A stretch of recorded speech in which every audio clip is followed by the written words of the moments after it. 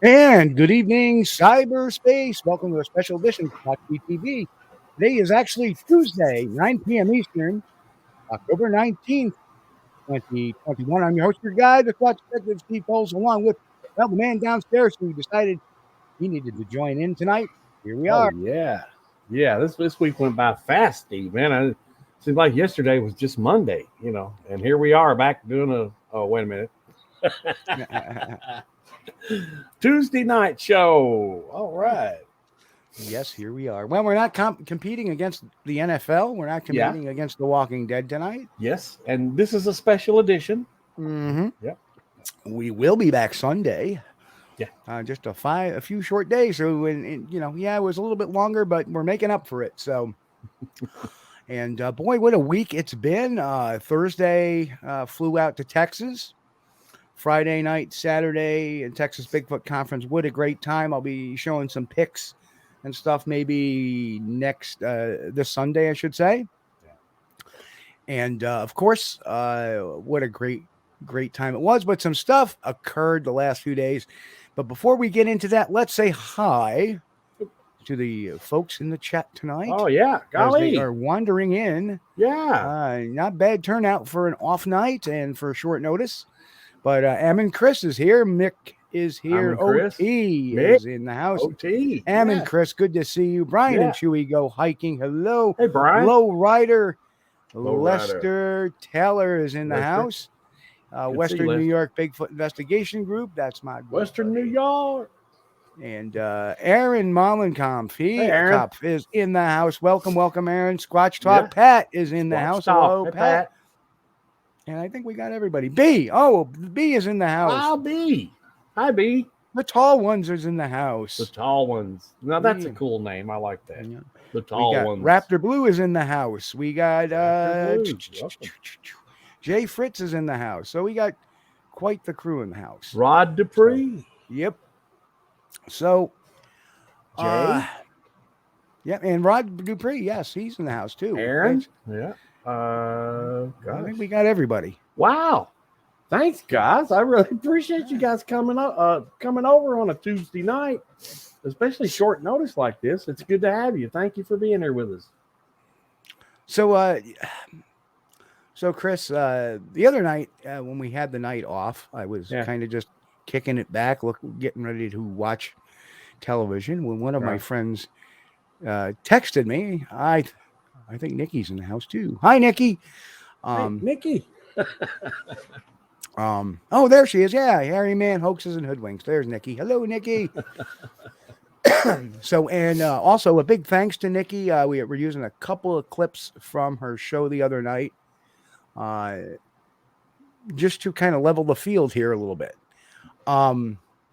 Now, Nikki runs a show, Harry Man, Hoaxes and Hoodwinks, and Rick Dyer was on, and all of a sudden, I guess he started name-dropping me. So, should we get to the meat? And for folks who don't know, is back in 2008, and I don't know if I need to mentioned this or not. Back in 2008, there was a rather large, significant Bigfoot hoax involving Rick Dyer and C. Thomas Biscardi and Matthew Whitten. Yep. And somehow, um, I've been accused by both sides of getting involved in this.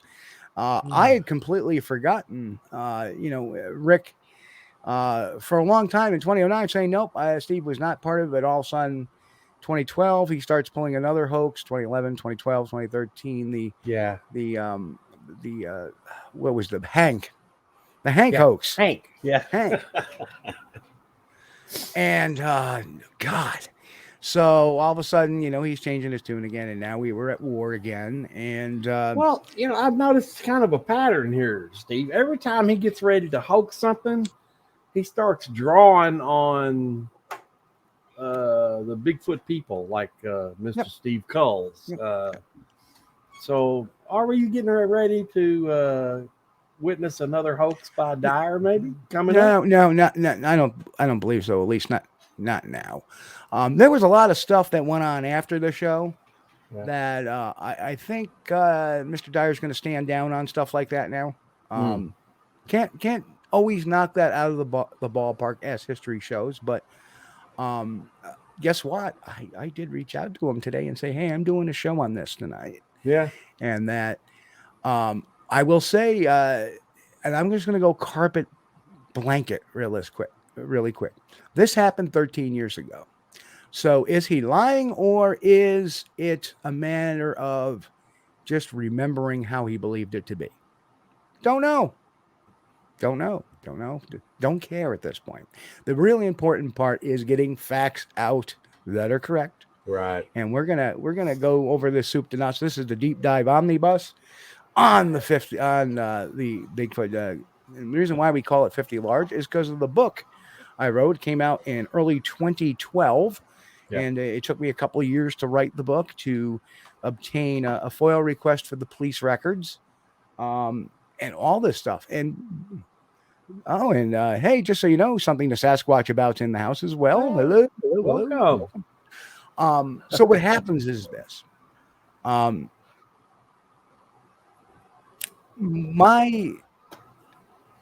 What I have said about the events, I have said for many, many years now.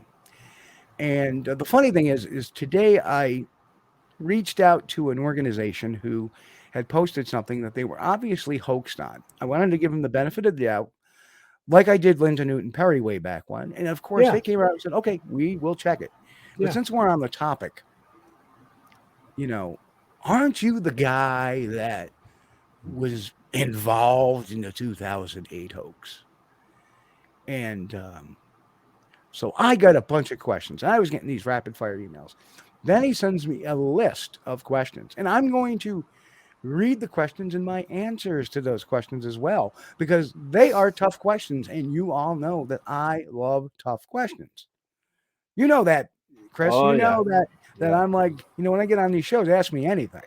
Yep. Because I have nothing to hide. I will tell you the truth. I will tell you as it is.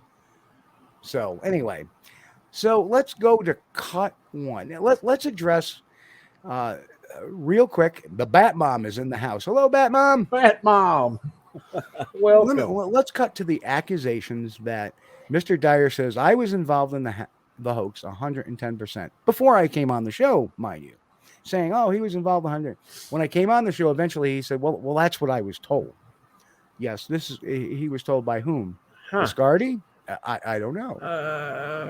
Yeah, that's kind of odd. I mean, he goes from a first person experience there, and he steps back into like a third person. Well, but somebody told me that. Don't make any sense. Raptor Blue says there are 3 stories of the guy that was frozen that was a Bigfoot. Which one are you guys describing? I'm really not sure at this point. It wouldn't be the not the Minnesota Iceman. But, in reviewing a lot of the stuff today, I realized that Dyer not only accused me, but Biscardi accused me of being in cahoots with Dyer and Whitten, making a claim on his stupid podcast way back when on the Thank You Tom show. Remember the Thank You Tom show? When he said, "Oh, I've been hoodwinked and taken for money," and he had all these people try to call in, and of course they were all set up and said, "Oh, thank you, Tom. Thank you, Tom. Thank you, Tom." And then he ends up throwing out, "Well, I've heard that there's this video of Kulls with out riding ATVs with Dyer and Witten." And I've never, I remember that. I said, and my response to that was, "Well, you know what? If there's a video, show it, because there ain't no video." What he doesn't know, and what a lot of people don't know, is I don't like riding ATVs. I don't like driving them. I've never driven one, actually. I've ridden on the back of a couple, one very slow, which was okay, over nice terrain, and one very fast over some really rough terrain, and I didn't care for it. I'm not a guy who rides a motorcycle, never want to do it, so I don't like kind of not having that protective bubble around me sometimes. Yeah. I just don't like ATVs. I'd rather hoof it. And that's one of my responses, actually, to the questions stuff. Well, yeah, but you already know his MO. I mean, he's going to try to muddy the water. Of course. Try to shift a little blame away. Right. So I was accused by all of the parties involved there for doing this, but I'm the only one who came out with a book. Biscardi came out with a movie called, I forget what it was, Anatomy of a Bigfoot Hoax. I think 6 people saw it. Yeah, I don't know. I remember it's been a long time ago, but he got out with some kind of DVD or something. Yep. Timmy Boy is in the house. What's up, Timmy? Hey, Timmy. Timmy says, "This is where everybody's out. I thought the apocalypse had happened." Oh man. But so anyway, it's all in the it's all in the book. It's all in 50 large, and there's a lot of cold hard facts that are. And Chris did read that. Undeniable. Yeah. It's undeniable, But let's delve into this a little bit. Yeah. Oh, gee, the Bat Mom says, "Yeah, DDoS helped make that movie." Ooh, ooh, ooh, ooh. Anywho, let me get back into. So Dyer bases my involvement on this whole thing based on a couple of things. Number one, who wrote the contracts? Kulls, you wrote the contracts. I was dictated the contracts, and I certainly wrote what I was dictated. It was 5 o'clock in the morning Eastern, or 6 o'clock in the morning Eastern, somewhere. It was very early. I know that. I was like, what the? But what I do know is that on the West Coast, it's a 3-hour difference. So it's like 2 or 3 o'clock in the morning there. Nobody's up. So there's Biscardi trying to get a contract going. Yeah. And then the second reason, I almost forgot why, but the second reason is you introduced us to Tom Biscardi. So let's listen to clip 1, what he says about this. We got a phone call from Steve Kulls. Steve Kulls says, "I know the perfect guy." And he started to build up Tom Biscardi like he was like the absolute king. So that's what happened there. Steve Kulls actually introduced myself and Matt to Tom Biscardi. So there you have him saying, "Oh, well, I called them." And if anybody recalls the show later on, and I didn't bother clip, I didn't have time to clip it with all the other stuff I had going on today, which you'll see what it is. But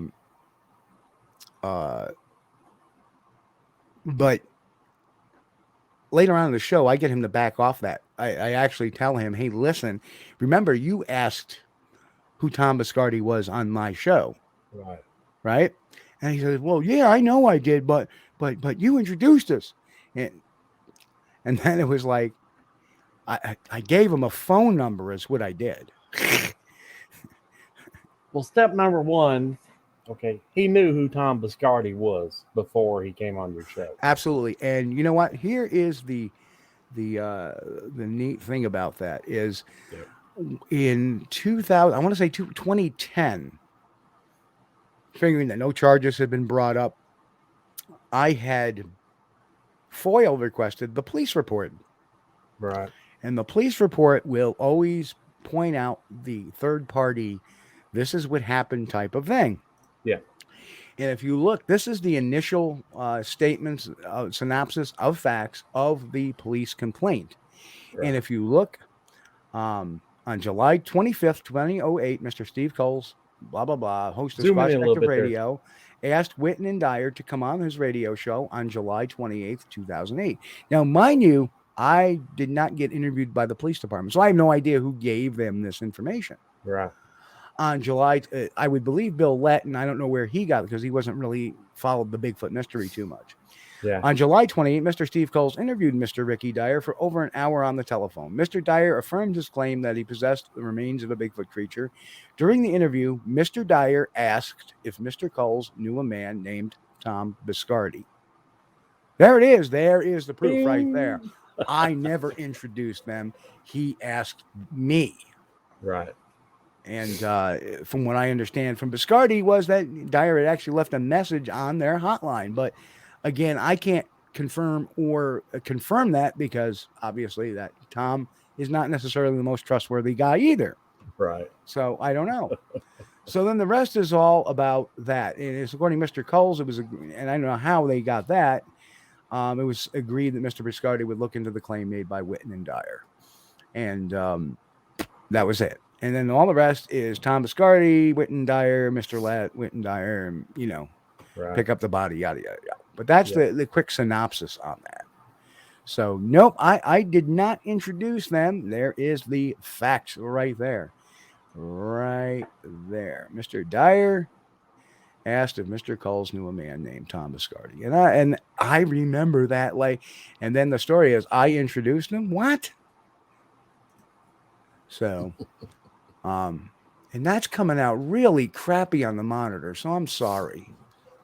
I think. I don't know. It may depend on the resolution.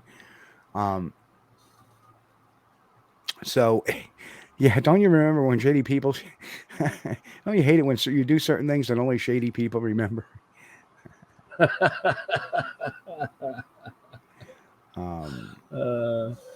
Aaron's got a good comment there, too. Let me pull that one up there. Ain't real evidence a bitch. So that was comment number 1. Now comment number 2, and we're going to go down the rest of this just to set the record straight. You want the facts? I'll give you the facts of this thing. Because, since this happened so long ago, Steve, he could be misremembering. I agree. I totally agree. Don't want to throw him completely under the bus. No. It could be an honest mistake.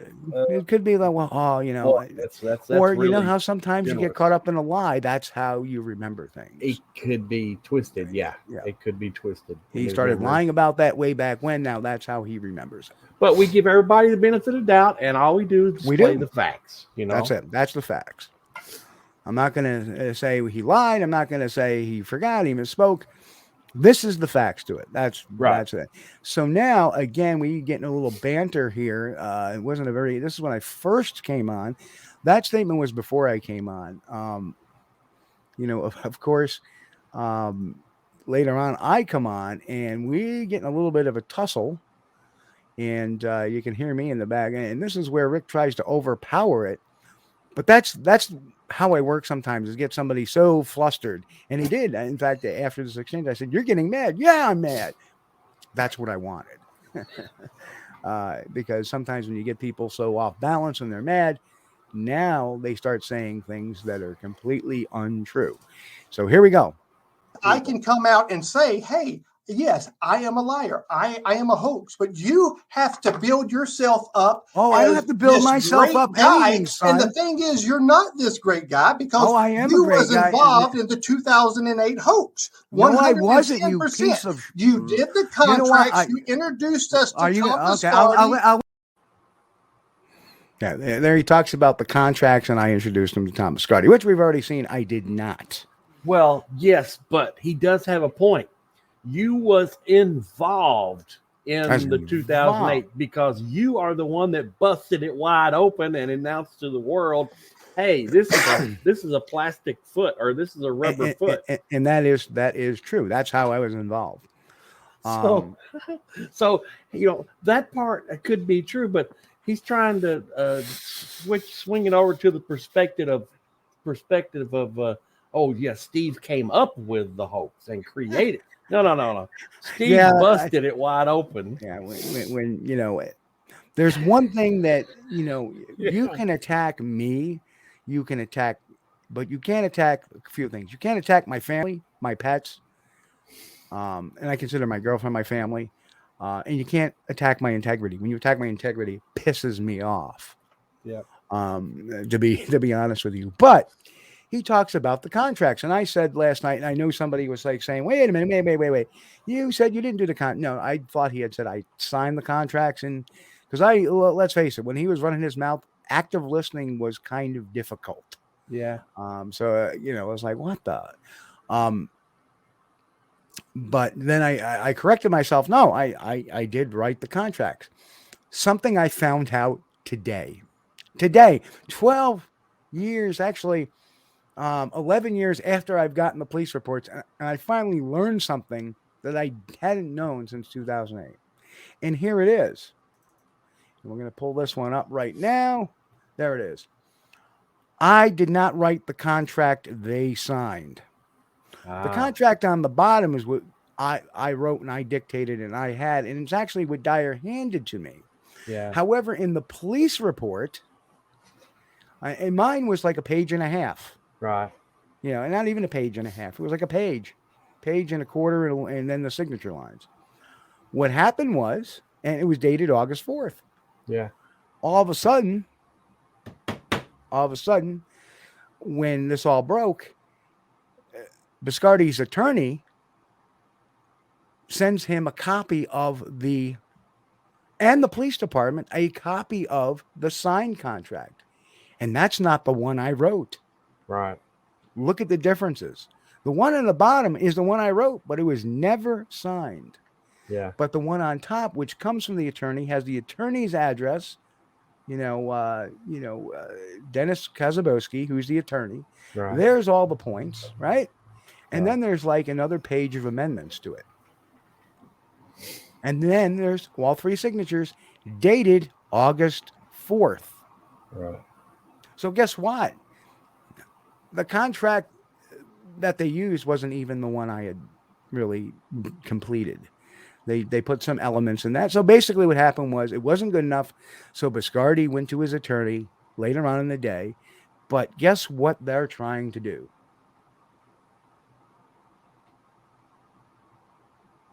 I didn't even look at that. To tell you the truth, let me look at time. I may actually have just learned something else. The gift that keeps on giving. It's the gift that keeps on giving. And let me just pull, if I can pull page 1. Okay, that stayed. Yeah, that stayed. Because they were real big in throwing my name into it. Yeah. So, but, really funny. And I think Biscardi was actually trying to use leverage. We need to get Nikki to get Todd standing next. Nikki does a good job. Can I call in that one too? I have no. I won't get mad at him. I won't get mad at him because really, he's not the one trying to knock my integrity. So yeah, we so the contract that was there wasn't even anything I had anything to do with. So some of the questions that have been asked of me, well, let's get into this. Let's just get into the whole 50 large thing. So these two cats named Rick Dyer and Matt Witten had basically, for the month of July, had been blabbering about having a Bigfoot body, yada yada yada. Best Bigfoot hunters in the world. Best Bigfoot trackers. Bigfoot trackers in the world. So anyway, so they come on my show. Dyer asked me about Biscardi. Of course, I know Biscardi was listening to the show too. So what am I supposed to do? So I talked to everybody afterwards. Okay, yep, I'll get you his phone number. I talked to Biscardi, he's like, well, do me a favor. I'm going to check out their claim here. And can you check out their claim there that they made on the program? So the next morning, I get a call from Biscardi. He goes, well, what'd you find out? I said, what I found out is it was all a bunch of bullshit. So no surprise. Tom was like, yeah, it's two. He goes, you know what? I'm going to call him and give him a piece of my mind. And that was it. Didn't hear from him for a couple of days after that. So then I get a phone call eventually saying, hey, Steve, I really think they got what they say they got. Now, according to Rick Dyer, and I believe it because he told me this story at the end of 2008. Yeah. That Biscardi had called them and said, hey, you know what? I know what you ain't got is real, but there's a way we can make money on this. And that sounds like... That sounds familiar. Yeah, it sounds a little familiar. Yeah, that sounds familiar. And can we remember Stagecoach Nevada 2005? Yeah. And anybody doesn't know what that is, look up the Stagecoach Nevada 2005 hoax. You'll see what I mean. Yeah. And that was even on, what's the name of that radio show, Steve? Coast to Coast. Yeah, Coast to Coast. In fact, that's why Biscardi got a permanent ban from Coast to Coast. Because he had all this webcam service going on. Yeah. He announces, there's some woman with a creature here, and all of a sudden everybody starts subscribing to his webcams. Yes. It was like subscribe for a live view or pay-per-view of the Bigfoot. Right. Yeah. And let's see, was that George Norrie or yes, that was George Norrie at the time. Yeah. So anyway, rolling forward, then I started getting phone calls. And yes, was I exchanging phone calls with Biscardi then, but he was doing nothing but lying because I'm figuring, hey, I got the inside track on this thing. I want to know what's going on. But I always had this doubt, and publicly I never said this thing was real. You remember that, Chris? I always said, let's take a wait and see approach. We're going to find out. Let's just take a wait and see approach. There's pros and cons to both of this. I got Biscardi telling me this. I got, but my gut is this. So I don't know. And then the funny thing is you were in full investigative mode at that time. I remember. I really was, even though, and I'm trying to, I can't find the exact page because you write your own book and you forget about what you wrote years ago. And so sometimes looking at your own book, so anyway, I remember the biggest thing that made me is I was planning to go. And Biscardi said, well, I can't pay you to go. He didn't want me there. Fine, I'll go on my own. And that's what I did. I bought my own plane ticket. Just give me a ride. Yeah. So, the last night, I remember I flew out Friday, which was their press conference. I talked to Biscardi. Well, first I talked to TJ, who they were picking that up. Yeah. Because I know they were supposed to pick it up thawed, but guess what? They didn't pick it up thawed. They picked it up frozen. The chest itself was over 100 or over 1,000 pounds. Yeah. So they all hoovered it into the trailer and off they went. Right. So fast forward, I call them and they tell me it's still frozen. Well, it's supposed to be not frozen. Right. Well, it is. That was the deal of Dyer was supposed to thaw it out before it was picked up. Right. So now my mind is going, So I called Biscardi, and this is where the book got its name. And I go, you know what? I'm really debating whether or not to come out tomorrow. And I really don't think this is real, Tom. They haven't thought it out. But Wait a minute, dude. I saw this thing. Do you think I would pay 50 large for a suit? Exact words. And that's how the book got titled 50 Large, was by making that statement to me. Yeah. So, okay, he says he saw it. I guess I'll just have to see it myself. Flew down there. Now, here's the funny thing. If you listen to Dyer talk, he says right after the press conference, Biscardi showed up in a hotel room and there was a phone call to them. And I was complaining about money or something like that, or I was arguing about money with him. I never called Tom. Matter of fact, during the press conference and several hours afterwards, guess where I was? I was in the air. Yeah. And then I landed at the airport 4 p.m. Eastern and had to wait, deplane, get my bags. And then TJ picked me up in the Tundra and we drove to Eaton, Indiana, which is outside of Muncie. So Yeah. you're talking about another hour and a half, I think, drive, hour, whatever. So there you have it. I couldn't have made that phone call. I was Right. in the air. And frankly, why? It makes no sense. I got there, met with JC, met with everybody, looked at the thing, looked at it, and it was frozen in a block of ice. Okay, whatever. So that night, and of course, everybody's nervous because, Dyer went and had told them that, there was some crazy shit going on, pardon the French. Oh, there's a helicopter. There's a report. Remember that? There's a report Yeah. that there might be a Chinese team trying to steal the body. There's helicopters flying around. Well, of course, they lived in the flight path of Atlanta Airport, so they're seeing helicopters and planes flying around. They're all getting nervous, and so I get there, and everybody's like on pins and needles, worried. And the camp was armed to the teeth because they were trying to protect this, and right. And so anyhow, now mind you, this is after during the lead up to this. I don't want to skip out of some of the pictures and stuff, but during the lead out to this, let me pop that up there. During the lead up to this was the picture they released. Now this was a picture taken with C. Thomas there.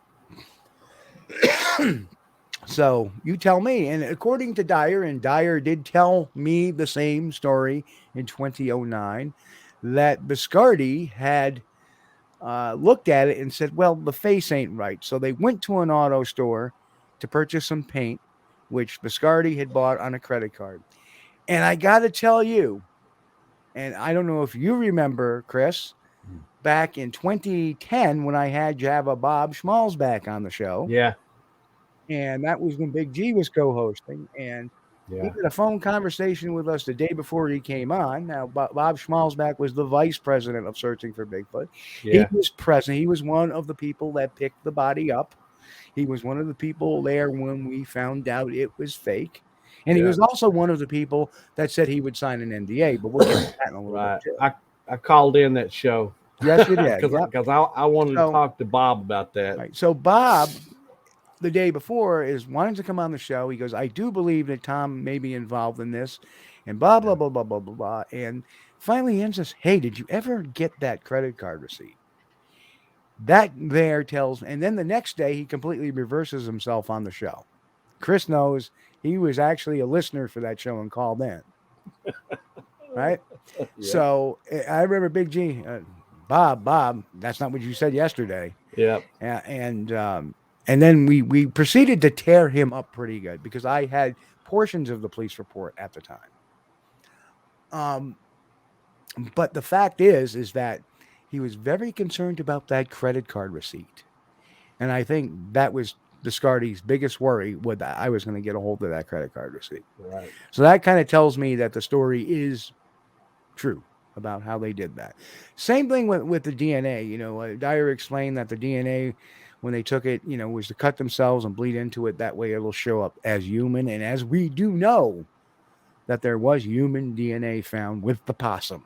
Yeah. Of course, Tom sends an email out earlier in the week God, I wish I had clipped it. But the only reason why I have this stuff is because I actually printed it Yeah. to take back to a local group that we were talking about. I wanted to discuss it with them.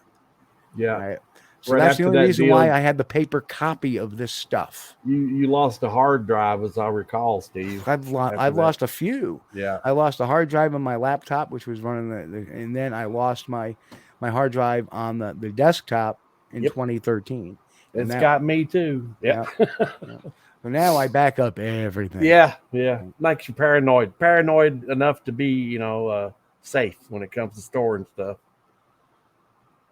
So anywho, Keith Worley. Hi, Keith. Hey, Keith. Yep, and Bigfoot Okanagan is in the house. Bigfoot Hello, Okanagan. Leon. How you doing, man? Good to see you. But this is the actual copy paste from the email, which gave the dimensions of the creature. Creature is 7 foot 7 inches tall, weighs over 500 pounds, looks like it's part human, part ape-like. It's male, British round, blackish eyes, all, basically all this stuff. I mean, that was an email received from Biscardi on August 11th, 2008.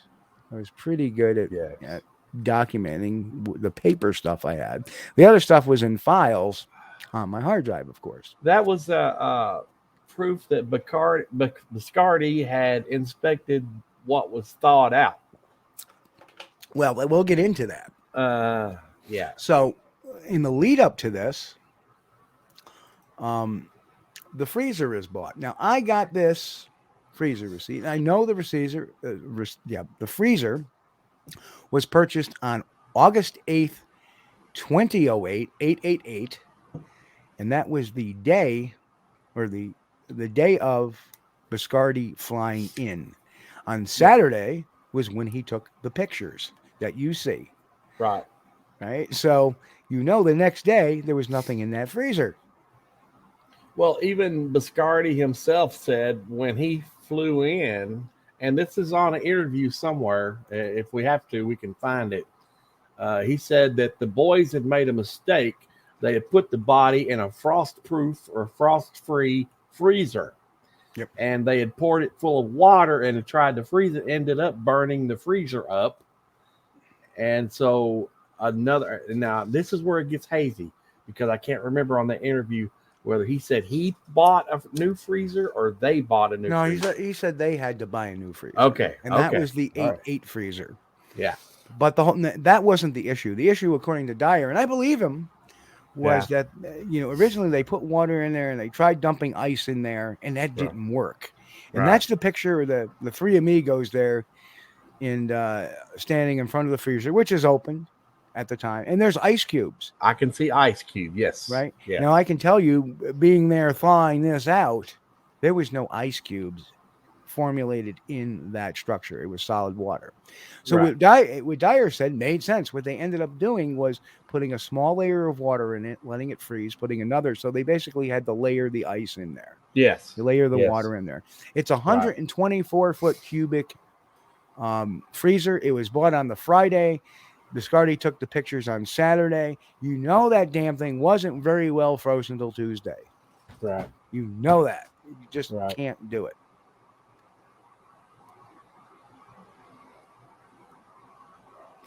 So we have that. By the way, if anybody wants to know where the contracts were signed, this was the site of the contract signing right there. And I literally, this was the site where the freezer was born. That's out of your book. Yep, absolutely. This is where we got the. This is where I received the freezer receipt. Rick Dyer took me there in February of 2009 when Rick was trying to make some amends and give me the story that was because Biscardi was saying he wasn't involved and Rick was like he was. Yeah. And he started with maybe I was involved and we had a long talk and then Rick says, okay, you're not involved. Of course, that changed in 2012 when I went after him for Hank. Yeah. So here we are. We arrive. I take some pictures of the shot. There's the freezer that was purchased, 124. We got the receipt, which literally I was right next to him. And he says, I bought it for, can I get a copy of the receipt? They printed one off. They handed it to him. He directly handed it to me. He said, where do you want to go? He was really good about that. I mean, Right. he was doing everything right. This was the scene of the pickup. This is on the left is the Clayton County Municipal Center, which is where the money was exchanged. And on the right was where the body was stashed. It belongs to a guy by the name of Frank, who had a criminal record too, which is kind of interesting. And he was toting a gun, but that was part of the shtick. And that was a big bone of contention there too, Chris, was Java Bob saying on there, we were in fear of our lives when we picked that because we had the gun pointed at us. And no, you weren't, Bob. Yeah. And yes, I was. How do you know you weren't there? Well, I was there sort of a way. Well, now you're starting to sound like Tom Biscardi. No, not really, because I have the police report. Remember that? Yeah. And he nearly shit a brick when I told him I had the police report. And I had Bill Lett's accounting of that, and there was no mention of feeling threatened. In fact, since then, a little while later, about 3 months later, I got the rest of the police reports, which had Schmalzbach's account on it, where he wasn't in fear for his life. And TJ's statement, and he wasn't in fear for his life. So that was just searching for Bigfoot, trying to spin up sympathy for the Godfather. Right? Yeah. So that I always liked Bob, and when I met him in 2000, it's not like we were best friends and known each other for years, but when I met him in 2007, man, I just fell in love with the guy. He seemed like a really nice guy. He's very charming, but he's very divisive. And to know him, he's very divisive. After what happened, this deal here, man, it just broke my heart. I hated that. But, things happen. Sometimes people turn out to be different than you would like them to be. And there's nothing really you can do about it. Just accept it and go on. Try to be good yourself. Be a good person. So the body eventually was taken to this location, which is the safe house. Yeah. Located in Eaton, Indiana, just outside of Muncie. That was actually the road leading up to it. It's way back in there. And that was a 2-car garage with an office above it. That was the headquarters of and the trailer that was there was sitting right about there. Yeah. No, this door was open. Both doors were open. It was actually quite warm still. And that was where the trailer sat. That's where the thawing process began. Yep. So now we're going to fast forward back to Friday. Another thing too is that week leading up in the ramp up, I received an email from Biscardi after the it was probably Wednesday, maybe. I received an email where he actually kind of altered what was said about the DNA. He said it was human ape. So, and I didn't know at the press conference, they said it was human possum. That would have been a huge flag to me that something was wrong. Right. So anyway, fast forward a little bit more. Now it's Friday night, and TJ and I are sitting up there, and Coast to Coast AM was on. Yeah. And they had this costume maker who said, well, I've seen this picture. I've seen this picture, and that is my costume. I know it. Yeah. Right. And I will say this. People may think that the team that picked up the body, Bill Lett, any of those guys were in on it. The only 3 people that knew what was in that freezer was Biscardi, Dyer, and Witten. And the proof is right here. The proof is right here. They were the only 3 that knew. Don't know who took the picture though. Maybe it was that Frank guy. I don't know. Was Bob there because he was the camera? No. I'm assuming that it was the Frank guy. Yeah. Because the freezer was at his property when they picked it up. Yeah. So that would make sense. That would make a good assumption. I never really thought of who took the picture until now. Not that it matters, because we know there was a fourth gentleman involved by the name of Frank, I'm not going to put his last name out there. He's an old guy now. And I know. You know what's going to happen now, Steve? Dyer's going to say, Steve took the picture. Yeah. No. And you know, Oh, man. I will say this. There was a long conversation after the program the other night, and there were some more revelations. More truths came out, and we'll see where that goes. We'll give it a little bit of time. But there were more truths that came out. And so I don't, and guess what? Dyer knows I'm talking about this tonight. Yeah. Right. And he said, I'm not going to argue. I'm not going to refute what you say tonight. You obviously have, you know, the evidence to say what you have to say. Yeah. And because the back off I got, you know, on the show the other night, a lot of people witnessed that. Then all of a sudden he was walking back a lot of his original previous brash statements. Well, I mean, and there's a reason for that, but like I said, that's not a topic for tonight's show. There's a reason for that. I would be fine if Rick wanted to. Well, no, hey, he couldn't call in, I don't guess. No, this is fine the way it is. Yeah, this is the fine way it is because you got to understand. You know, a lot of people don't believe him anyway. So which truth and what's, you know, at this point, people don't know what the truth is when the stuff comes out of his mouth. That's why I'm here. I'm trying to get to what he's saying is true, and the stuff that he lied about me. Well, we have evidence to do that. The stuff he lied, the stuff he said about Biscardi, I've got evidence to back that up too.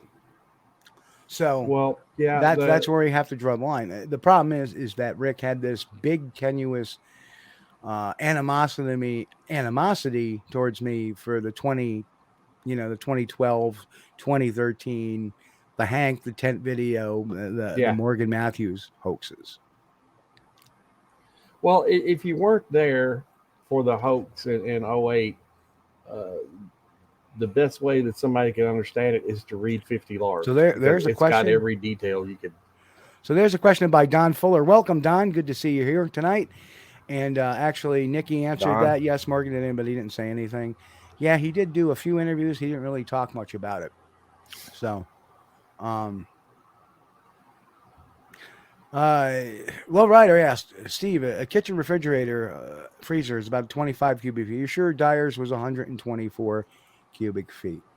So I'm going to pop that up, and absolutely. Yeah. I'm sorry, not 124, 24.9 cubic liters, which filled, I'm sorry, would take about 127 gallons of water. 24 point something cubic feet. In fact, Alexa, how many gallons of water does it take to fill 124 cubic feet? Let's see if she can. Answer your question. 24 cubic feet is about 920. No, I'm sorry. Whoops. Alexa, here we go. Here's the real answer. Now she's going to say, I'm sorry, I didn't understand you.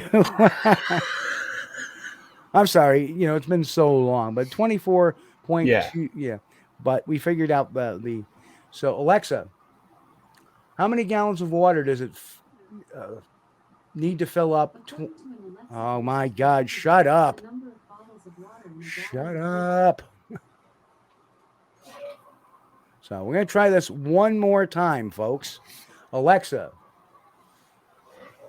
how much gallons of water does it take to fill up 24.9 cubic feet? Now let her. This might answer your question. 24.9 cubic feet is about 186.3 gallons. So, yeah, that's a lot of water. That's a lot of water. So that's almost 4 55-gallon drums. Yeah. So guess what? That's not going to freeze in a day. That's not going to freeze in a couple of days. No. So that should tell everybody right there. Well, I'm glad you caught that, Low Rider. Thank you. Yeah. And that's because I think we had figured out it was 100 and some odd gallons, and that 100 number is sticking in my head. And you're right, 24 cubic feet. That's huge. That would have been like a mausoleum cat. Well, Dang, I thought my freezer was like 75 cubic feet. No. Maybe it's not. Maybe it's 7.5. I bought that. There you That's go. what it is. I'll bet you mine is 7.5 because we got one of those little freezers to put pizzas and crap in. And you see, I'm not prone to like the exact numbers and stuff like that, and that's normal for. Well, see, it's nice when you've got the Wonder's evidence actually- right here where we can Alexa, look at it. how many pounds in a gallon of water? 1 gallon of water weighs about 8 1/3 pounds. 8 1/3 pounds. Alexa, 8.33 times 186. 8.33 times 186 is 1,549.38. Yep. Wow. That's wow. right. So that freezer, well, you got to understand, it probably wasn't frozen to the correct top.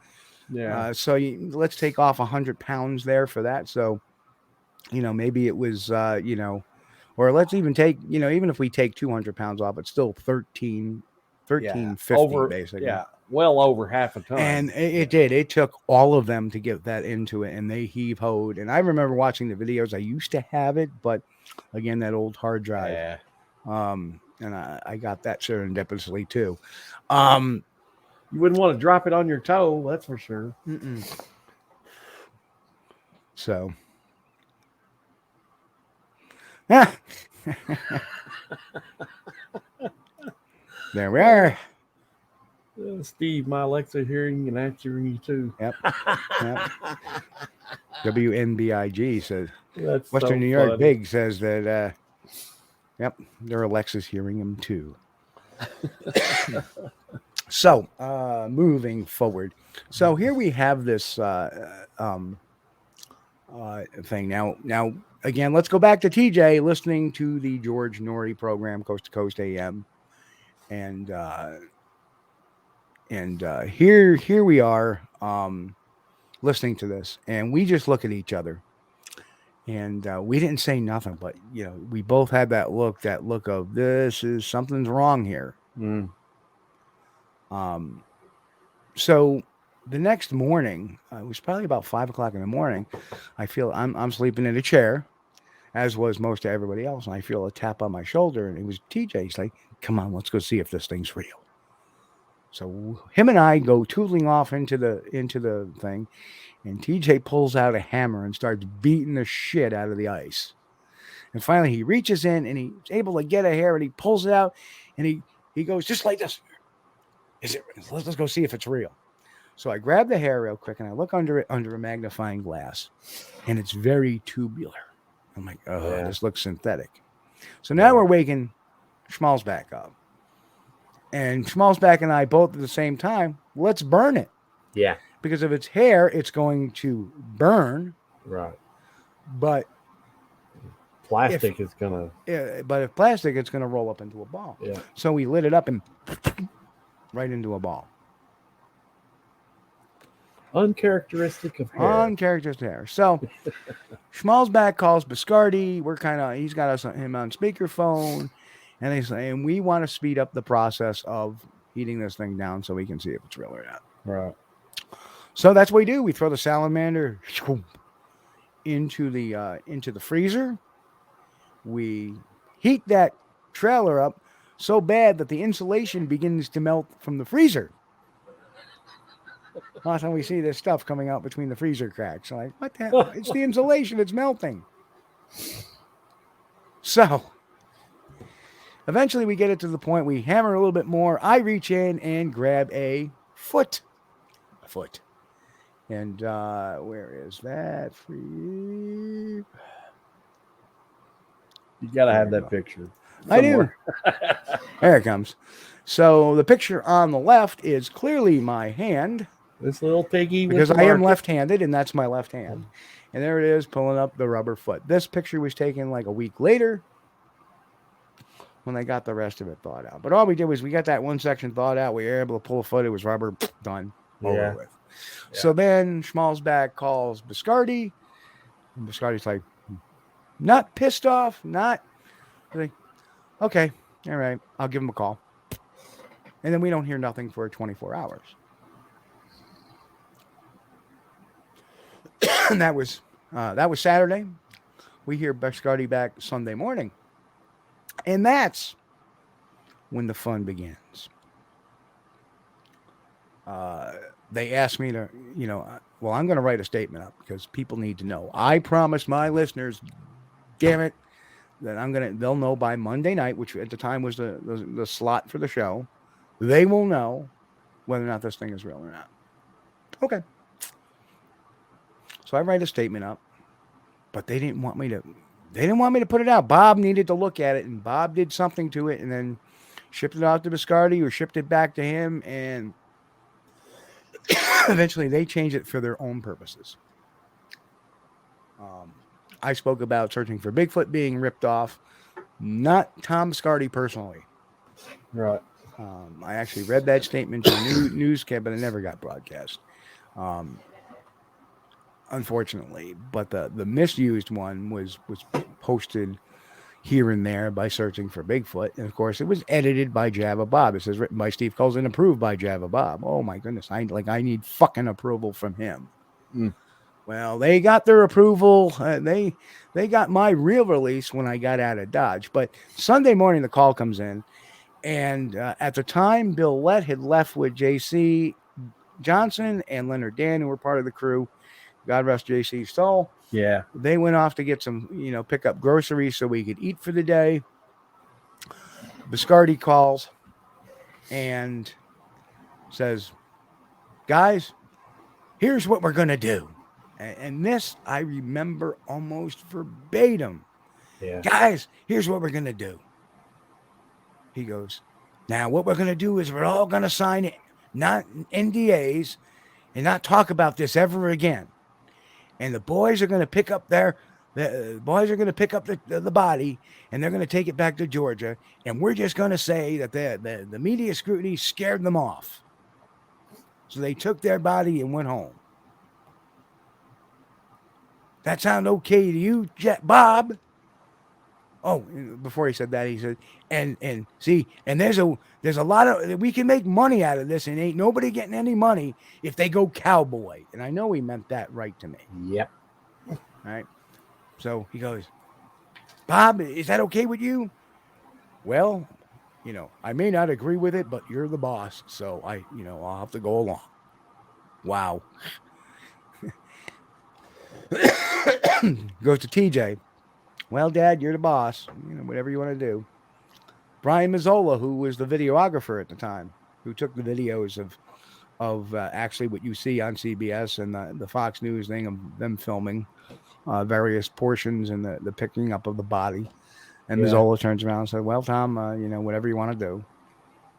Steve? No. Storm out. I may have actually said I don't want to talk about it. I was so disgusted, so shocked, and I walked out. And that was the last I ever heard of. No, actually, I heard from him like 10 minutes later. I walk out because everybody's like, "Yeah, go along." I walk out, and what I do is I go to the back of the friggin' barn and I take a folding chair and I throw it across this lawn. I threw it about a good 20 yards. And they're like, what's the matter, Steve? And I turned around, I looked right at Biscardi and Jabba Bob. I go, and Mazzola, I am not going to fucking cover up a hoax with another fucking hoax. No. Okay. So they called back Biscardi, tell him no. And he was like, okay, click. Well, what the whole game plan was in that lead up week, Biscardi had said to me, well, I'm going to have these guys, come out and they did the Fox special on the alien autopsy. So I'm having them come out to film and I'm having the scientists, but he could never tell me who the scientists were. Wink, right? Yeah. Right. They were never scientists, but the film crew, he knew who was coming for Tuesday. Now, why you ask that? Because in 2009, or actually the end of 2008, in my conversation, probably the last week of December with Dyer, when we kind of said, why do you think I'm involved? And we all get talking about this. And he says, well, what was the purpose of this? And he goes, I don't really know, but Biscardi had this idea of making like this Bigfoot autopsy video. Right. Boom. Yeah. And there was the puzzle, the piece of the puzzle. Biscardi telling me he had the alien autopsy people, and Dyer telling me that, well, Biscardi wanted to do this autopsy video. Right. The pieces of the puzzle fit. Now I know what the end plan was. And guess what? This son of a bitch, by saying, no, I'm not covering the hoax up, this is phony, I derailed that whole damn thing. Yeah. If he had gotten the NDA signed, anybody, he could have sued for big dollars. Now you're going to ruin my Bigfoot, my movie. Right? Yeah. Right? Yeah. Right? So Anatomy of a Bigfoot. Anatomy of a Bigfoot, and it turned out to be anatomy of a Bigfoot hoax. And that's exactly why he named that sumbitch his DVD, because it was supposed to be Anatomy of a Bigfoot, and they changed it to Anatomy of a Bigfoot hoax. Mm-hmm. Oh yeah. So that was the end game of that. Well, I remember that night. I remember that times, and it was a very scary time. I was afraid for you. I mean, everybody was, at the airport. But you see, the thing is, I did not want to have a confrontation with Bob, who you may not know this, has a horrible temper, or had a horrible temper. He got mad at me one day and actually pushed me out of the way over something like, "Hey, I'm working on this." And he just comes over and pushes me. When he goes off, he's crazy. So that's why, if I had stepped out of line anytime, that's why I was very diplomatic on that podcast, which should I have held it for a day till I got out of Dodge, maybe. But I knew about the NDA, and I'm on the show, and then somebody's asking me, "Oh, you think Tom's involved?" Well, I don't have any direct evidence that he was involved in the hoax. Not yet, because I didn't know what the end game was. I didn't even think of that. That night, I mean, you had called in, or Billy, you had called into the show. Billy was the co-host and running the show, and he was asking you. Well, everybody was asking you a bunch of questions about it, but you couldn't talk. I remember that because you were in the midst of everybody. Well, I couldn't. They didn't want me to announce it was fake until like 10:22. And the show. The show ran from 9 to 11. And I couldn't announce it till 10:22 because it wasn't going to make the news until 10 o'clock. Right. So at 10, whatever it was, at 10:22, I announced it, and it turned out they didn't announce it till 10:30. So I was still the first. But there was another show with my inner circle that already had leaked that it was fake, and that they were concerned about me being stuck where I was because there was firearms there. There was a very bad-tempered Java Bob. And, I don't know TJ's falling, thing in this, family is family, blood is blood. Well, the only safety I can rely upon there was JC Johnson and Leonard Dan. I don't think, and even JC years later would tell me, I wouldn't let nothing happen to you. No, and he wouldn't have. He wouldn't have. JC, but you see, the reason why JC and Leonard weren't involved, I think, in the initial discussion was because JC. Biscardi always thought JC would just blow, JC never really went against anybody. He was the nicest guy in the world. Yeah. He would never say a bad thing about somebody. Neither would Leonard. Leonard was always quiet, and Leonard didn't have an internet presence. Yeah. And he was pretty much unknown except in certain circles. So that being said, the person they were worried about was right here. Yeah. And I didn't play. I didn't play games. You know what? It was never about money. I lost money on it. I lost a job over it. Yep. Because it was a story I had to follow to the end. And I'm glad I did. I'm glad I did. Because one thing you didn't lose any integrity there, Mr. Kulls. And I'm proud of you for it. People are mad. People are mad that I didn't come out in that show and say, well, I think Tom is involved. Well, how do you know? Because I have no evidence. I know what he said. Yeah. Could he have been hoodwinked at the time? Well, I don't have any evidence to say otherwise until I found out after the show that the DNA evidence was different than what he had sent me. Well, that night, of course, I was there. I mean, listening to the show. I knew where you were at. I knew what was going on. And I also already know Mr. Kulls, when he gets in investigation mode, he's not going to spill a bunch of what he thinks. He's going to wait until he's got a pages full of facts and say, well, here's exactly what happened, you know. Right. Professional investigation. I mean, do you see Brian Laundrie being charged with murder yet? Yeah. Do you see him being charged yet? No. No. Why is that? You know, we all know that he's the likely guy who did it because they're looking for nobody else, right? Right. But there's a reason why they haven't charged him, and the reason why they aren't speaking about it. You don't do that in a professional investigation. Right. And people did not understand. The public didn't understand. They wanted, and the ostracization I took for a period of like 3 months after that, 4 months after that. And then finally 6 months, 7 months later, I came back swinging because now I had all the information. Yeah. And trust me, that was one of the quickest, and, you know, considering the complexities of everything. Right. Getting that, once I came back from my Georgia trip to meet Rick, and that was the first time I had ever met him. People, you know, the first time I come back from that trip, now I've got the ammo. Yeah. Right. And then the other ammo just sealed up the other investigation, because people don't know that when I was, you know, contracted by Searching for Bigfoot as a forensic evidence evaluator and collector, which is what I was, not an employee. Right. Let me see if I have something to show you. Oops. Let me just show you all this real quick. I was not an employee of Searching for Bigfoot.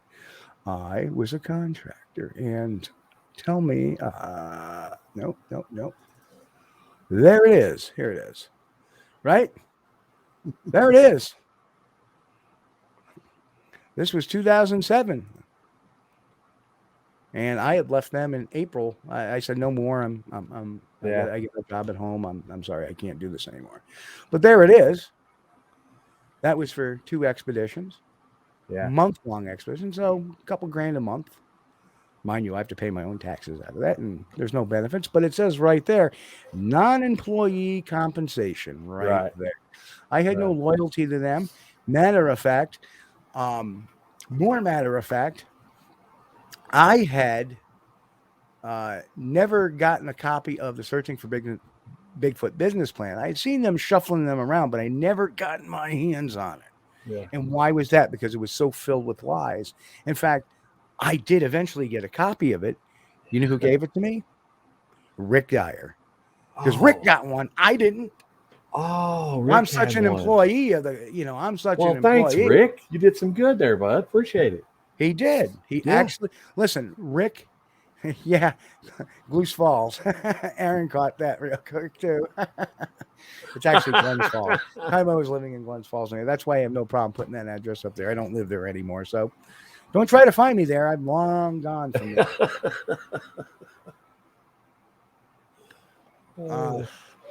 But, you know, I'm such an employee, you know, and you know, that's why I hate, you know, I hate that Lauren Coleman was going, oh, former Biscardi employee. No, I was not an employee. Well, I had no allegiance to Searching for Bigfoot. They paid me to go out on an expedition and handle their evidence. And guess what?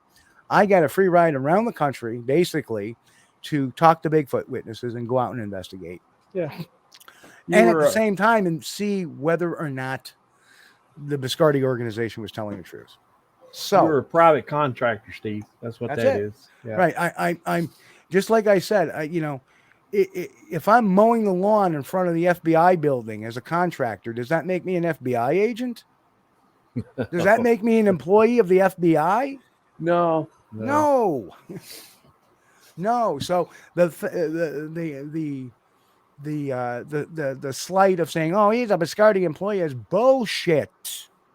Hey, at one time I would have cleaned the bathrooms at NASA just to say, yeah, I work for NASA.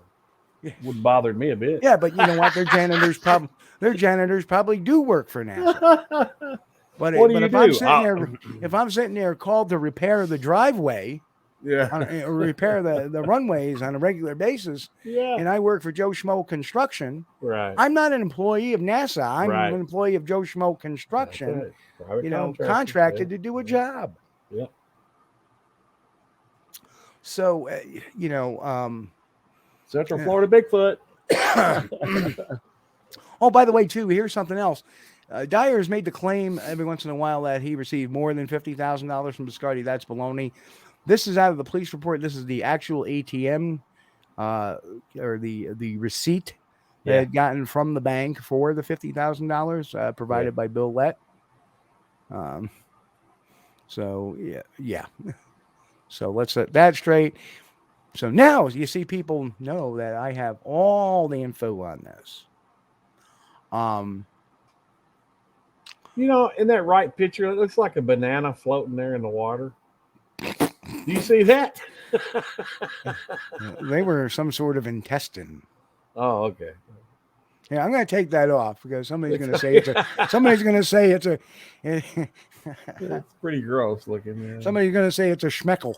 Well, but before you did that, the head, the face was filled out there. They had stuffed some.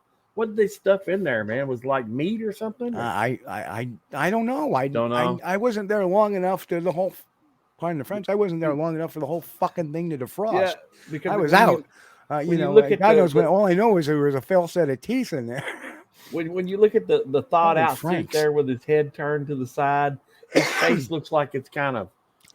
Here we go. It did say male. Thank you. Yeah. And I was trying to say it's a schmeckle. Thanks and beans. Anyway. Well, I was thinking, honestly, it looked like a banana floating in the water. I thought somebody may have did it for a joke, Aaron. I don't know. Why does that have to be? Sorry, Joe. I didn't mean it that way. Anyway. Yeah. So there you have it. Basically, in a nutshell. I almost said nut sack, but that was probably in there too. But yes, it was pig, goat balls, possum intestines. There was the possum is actually what they drew. I know what's in it. To me, it doesn't matter. It's kind of pedantic, it's a costume. Right. Uh-oh, Joe, they're starting on you.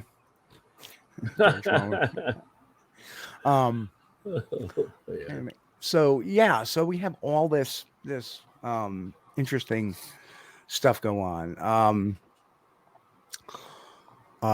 So it fell apart pretty quick. I got back. While I was at the Baltimore airport. I don't know if you remember me doing the podcast from the Baltimore airport. Yes.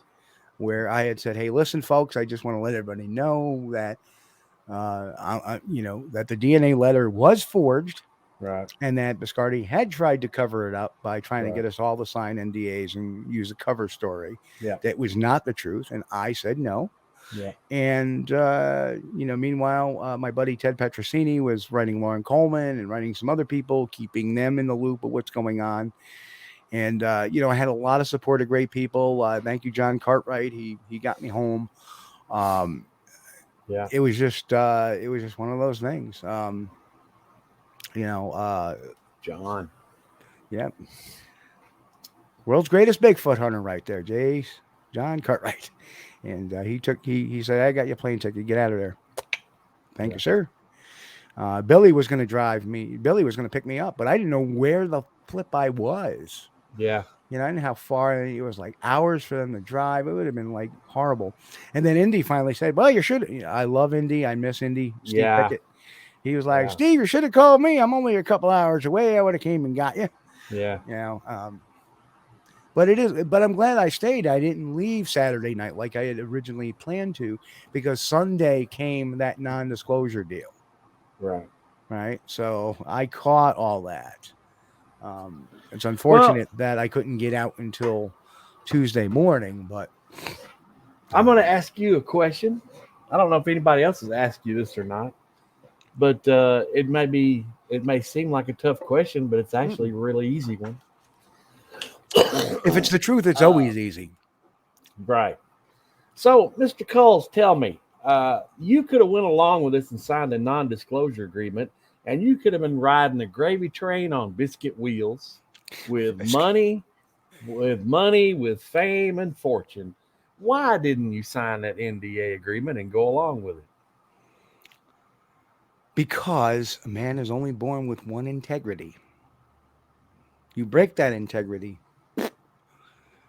You know, I had a commitment to my audience. Right. And I've always said I'll tell them the truth, the good, the bad, and the ugly. Always. Yeah. I don't deviate from that.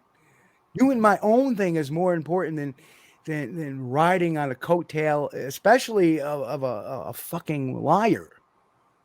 You know, I had felt deceived. I was pissed off. I was hurt. I knew pardon my French, the fucking hurt that it was going on with, my good late friend Dan Gordon, who so wanted to have his fucking validation before this happened. Yeah. And in case you don't know Dan Gordon was the police officer who in 1984 had seen one kicking across the road. Yeah. Right. And guess what?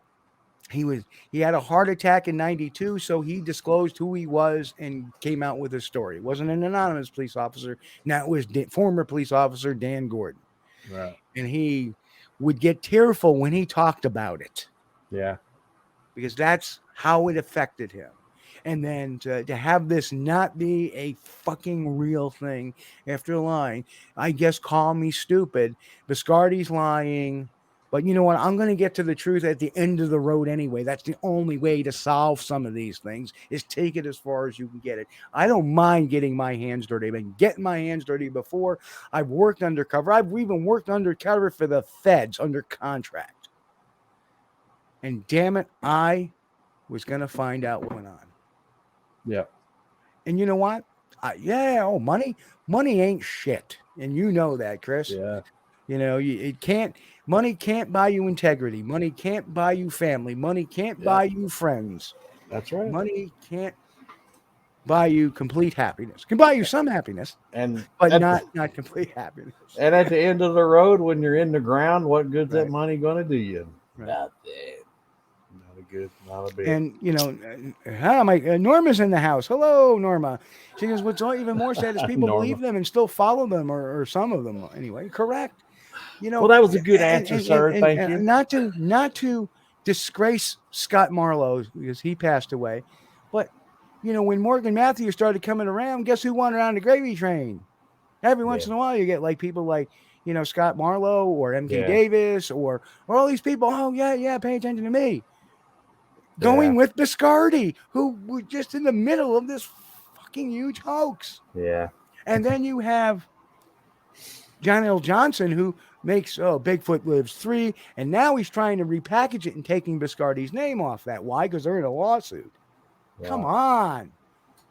That man's called everybody a hoaxer, but what is the first thing he does? He goes out with a hoaxer to do film for the reason of, I really want an award. He wants that Pocono Mountain Film Festival award. Yeah. Right? And that is the damn truth, and that's what he told me, saying the reason why he's going with him. And then he got pissed off when I told him that Biscardi's operation was a sham at the time, right? So, in case people don't know, Searching for Bigfoot received like $400,000 from 2006 to 2008 to put up mainly museums, and he's always gotten money for these museums. Oh, I'm going to have one here. I'm going to have the Las Vegas Props and Shops. We're going to put a Bigfoot museum in there. Oh, we're going to put one on the San Francisco Pier. Oh, we're going to put one on the Apache White Mountain Tribe Reservation. Oh, we're going to put one on the Blackfeet Tribe Reservation. Guess what? Oh, we're going to put one in Sacramento. None of them ever happened. Why? He had the money. Always the excuses. Yeah. That's why. And guess what? Is it a coincidence that, he was getting investment money, or the company was getting investment money and then was paying other investors, and then their CFO David Nielsen gets popped for a Ponzi scheme and he goes to federal prison. Is it a coincidence there? Because Biscardi's not about faking Bigfoot, he's about making money. Yeah. And people got to understand that. Yeah. It's about the money. Do I seem a little emphatic there? Yeah. Well, a little passion about something you're passionate about is to be expected. Okay, so Rick Dyer and Matt Wynn do this this Bigfoot hoax. All right, I pick up on it because what do? I bust hoaxes. Okay. Right. Then enter, the Godfather from the West Coast, and what does he want to do? He blows it up. Who's the real bad guy in this? The guy over there who, I didn't do nothing, and tries to capitalize on the anatomy of the Bigfoot hoax. Come on. Come on. Yeah. See? So to me, the real bad guy is not necessarily Rick Dyer, although he's got his issues. Right. Hopefully, after our long talk after the show a couple of nights ago, hopefully that's behind him. But that's up to him, and I'm going to step away from that. I wish him the best in it. Well, I can't promote him, nor will I. No. Nor should anybody else. Let him do his own thing. Right. And let's see how that progresses if he chooses to do so. If he chooses not to, and I mean, his comment to all of us is he's staying out of Bigfoot. Right. And yeah, I mentioned something to get him riled up, but he has gone through a really bad year. And I think that sometimes he's realizing that maybe it was results of some of the ways he behaved. And I'm hoping that sticks. I'm hoping he I can only wish people understand, why don't you hate him? Because I'm a professional investigator. Do you know how many people I've dealt with that are bad people, or so bad people? The person who steals $10,000 from, a bunch of stores, and then you catch them and they're like, I know, I get a drug habit. Yeah. And if it wasn't for the drug habit, these people would probably be okay. Yeah. Yeah. They're not, they wouldn't hurt a child. They wouldn't beat, somebody up. They wouldn't go in your house and steal your stuff. So how do you feel? You treat people as people no matter what they do. Now, the only people that you don't treat that way is the people that refuse to acknowledge their problem and that lie and not have some remorse after you confront them. And that is the case with Rick. He has some remorse now. Well, yeah. And, okay. Rick, I'm not sticking up for him at all. No. So don't get that. No. It is what it is. I'm a professional. I chased a guy for 4 years, and we ended up getting him. Stole tens of thousands of dollars worth of stuff. He ended up in the final apprehension of getting him. He ended up macing one of my guys, and then the troopers were right there, and they got him. And he went away for other charges too. He went away for 4.5 years. So fast forward about 10 years, 15 years after that, I'd run into him in a store. And at first he tries to deny who he is, but then yeah, it's me. He goes, come on, let's go out and talk. So we talk. And like I say, somebody said, oh, it's a big joke to those two now. Look at them. They're chuckling about it. But that's the way an investigator is. It's like, I'm not going to take this shit personally. Yeah. So I'm like, hey, remember this, remember that. And I was doing the same thing with this guy we chased. Like, hey, you remember the time you were driving down Interstate 87 and you looked over and you saw me? Because he knew who the hell I was. Yeah. And all of a sudden he guns it and he veers off the exit. And I just keep on going by. Because I wasn't chasing him. I was going home. Right. And it just so happened he was driving. And he goes, yeah, what happened? I go, I wasn't chasing. I was going home. And he started laughing. We started laughing about it. You planted a seed of paranoia, Steve. You never know. But you see, that's the way I am when it comes to this. I take nothing personal a lot of times. The only thing I take personal, like I said at the beginning of the broadcast, was you attack my girlfriend, you attack my family, you attack my pets, my property. I take it personal. And the last thing you attack that'll take personal is my integrity. That's the one thing I hold very dear when it comes to this field. I'm not saying that in my personal relationships I haven't made missteps, but I can say as far as this thing of ours, Chris, and my job and my professional career, things, you work with 100% honesty, and you work with 100% truth. So, one thing you can say about, Rick and Matt, they put together a Bigfoot body and they had a little hoax, but, I don't honestly believe it was their idea to come up with an anatomy of a Bigfoot afterwards, after the hoax was revealed. So, you got to give them that. Somebody else was wanting to roll with this Right. and make some green out of it besides them. And somebody else was probably talking to them into saying, well, look, guys, here's what we'll do. We'll make an anatomy of a Bigfoot video. And you guys take this thing after we're done and just dump it somewhere. Yep. And we'll all ride the gravy train. Yeah. To me, it's never about that. I had my own thing. I'm not going to ruin my own thing to Yeah, I know that. I know that. And look at what has transpired since. I've been on how many TV shows? Do I make money off of? No, the only show I ever made money off of was Loch Ness. All the rest of them, anything I've ever done, any show I've ever done for Bigfoot, I've done for free. Yeah. Have I been paid to speak? Probably in maybe about 20% of my engagements I've been paid to speak. Other than that, it's all I have to make money on the deal is to sell my books. Maybe I get some gas money. Maybe I get a little extra at a show that I don't require. It's not really that may change for certain venues in the future. Because I'm not going to do a show where the person that's running it is doing it for money and making thousands of dollars. That's the way they make their money for the year, is do a show or two a year, depending on what it is, and then say, hey, we want you to speak, but not pay you anything nor give you a table. Can't do it. Well, with Bigfooting, you're not going to make a lot of money here. If anybody wants to get into it for the money, just prepare to be broke. Yeah, I'm not in it for the money. Yeah. So anyway, there were some real good questions that were asked of me. Oh. Let me pull the question list up here. And this is just based on some of the misnomers that are out there. Please respond when you can get that, so the Bigfoot community can have a little more disclosure from your point of view. They've always had disclosure. Yeah. They've always had disclosure. I've always talked about this. Just because you weren't paying attention in 2010 is not my fault, folks. Yeah. This is not anything new, but then I guess what is old is new again. Were you a member of the Biscardi team during the frozen Bigfoot scam? No, I have never been a member of their team. I was contracted to examine their forensic evidence.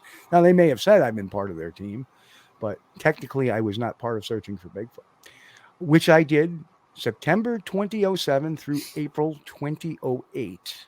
Yeah. At which time I left. More to the fact, I was doing a fact-finding mission to determine Biscardi's interest in the Bigfoot field. I had several people that were aware of what I was doing. Melissa Hovey was aware, Sean Forker, Eric Waltman, Billy Willard certainly was, as was Matt Knapp, and he was the outsider that knew, because everybody was friends there, but Matt Knapp knew as well, and I was telling him constantly what was going on. Was it a propaganda stunt for the Biscardi team to purchase the fake frozen Bigfoot before it thawed? Well, there's the not listening to the information. The Biscardi team did not purchase the item. Biscardi did, using money he borrowed from investor William Lett.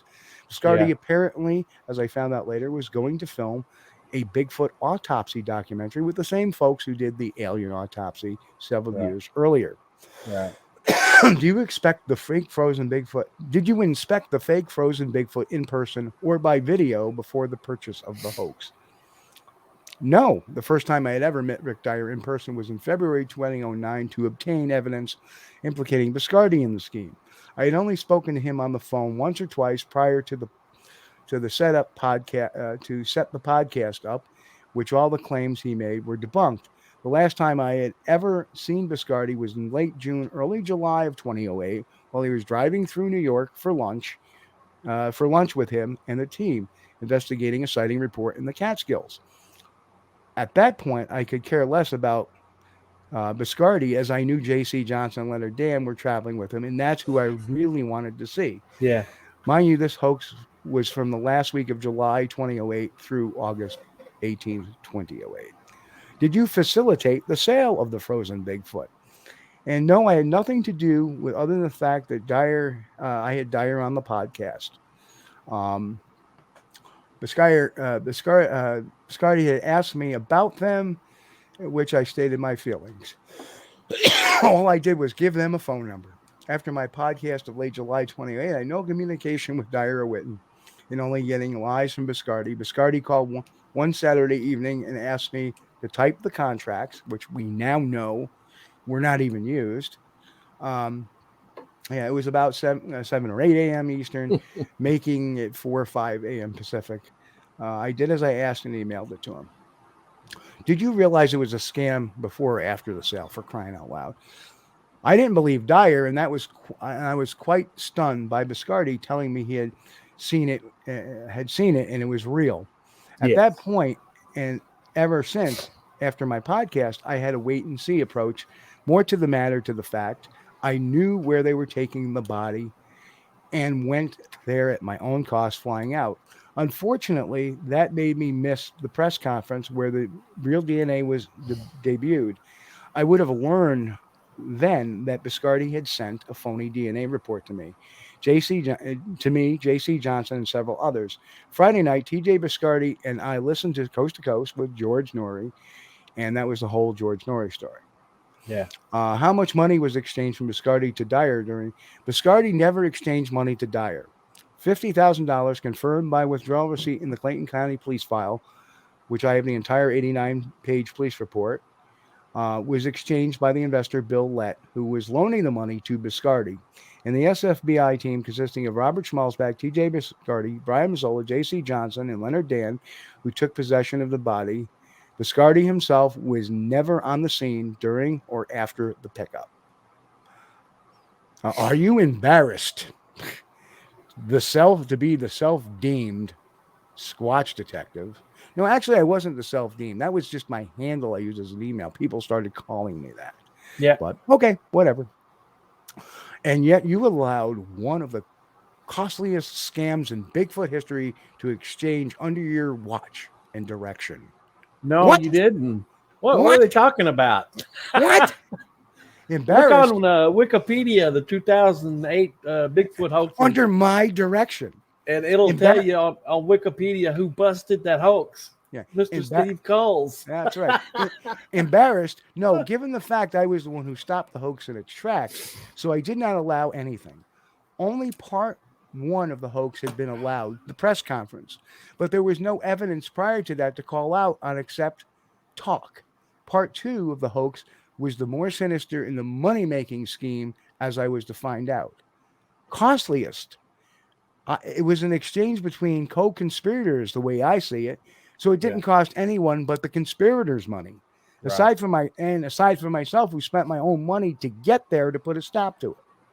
Mind you, after giving that phone number out, I was just a bystander to it as everyone else, with the exception of knowing, what the contracts had stated, which I ended up didn't, because there was a whole nother contract made, and it was extra page and a half.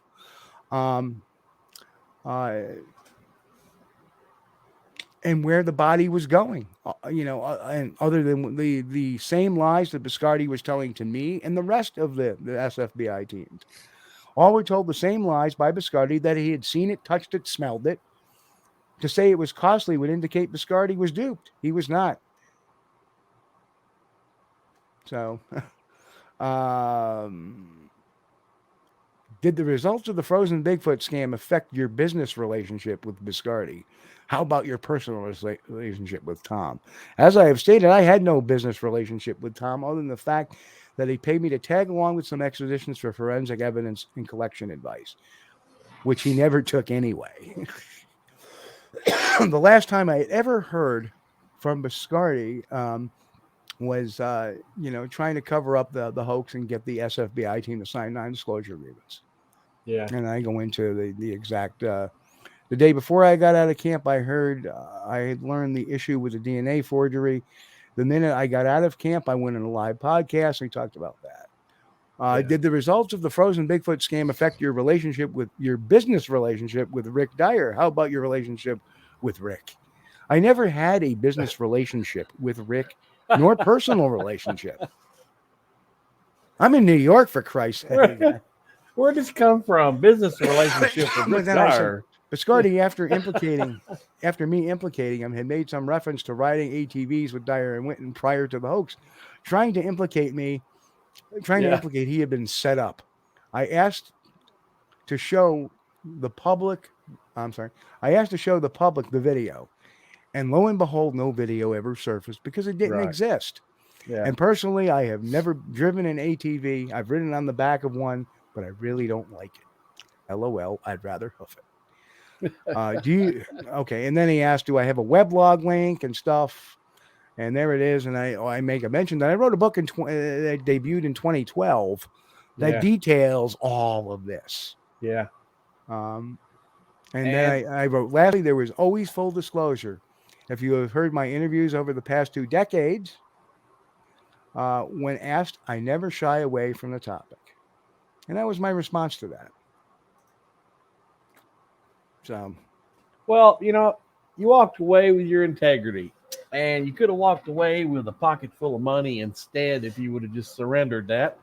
And I'm so proud of you that you didn't. And you've got the kind of character that I like, and that's what it takes. And that's why you did a NatGeo special came to you, and National Geographic said, Steve, we would like to send you to Loch Ness to investigate something for us. And then America's Book of Secrets and Yeah. Mysteries and Monsters Unsolved. Yeah. And then all the other stuff that's come along. So I think, to me, I think you're better off for remaining a man of integrity. Well, and the only downside of this entire thing is that every once in a while you'll get a smart ass hoaxer or people that will try to propagate hoaxers, try to use that as ammo against me. Yeah. And now that we have a population that doesn't know the truth, now they know. Now here's the fresh new reference to all of it. You have gotten the full disclosure of the truth as I know it. Like I say, I have. Yeah, let me reach back here. Here it is, folks.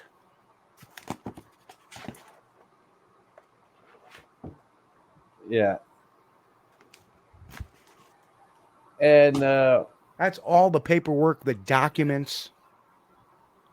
I don't want to sound like a broken record because I keep plugging your book, Steve, and I'm not here to sell Steve's book, but 50 Large has got all that stuff in there. I mean, I was like, okay. Well, on this show, we actually have some new stuff. Like, hey, the contract. Yeah. I always said the contracts were never signed, but even in my book, I have the new contract in there. But I did not realize just until today that, wait a minute, this isn't the same contract. Right. Or maybe I did and I just forgot. This thing had so many moving parts. Yes. And it's amazing that I am now soon approaching 53, which will be in January, that I still remember probably about 85 to 90% of it.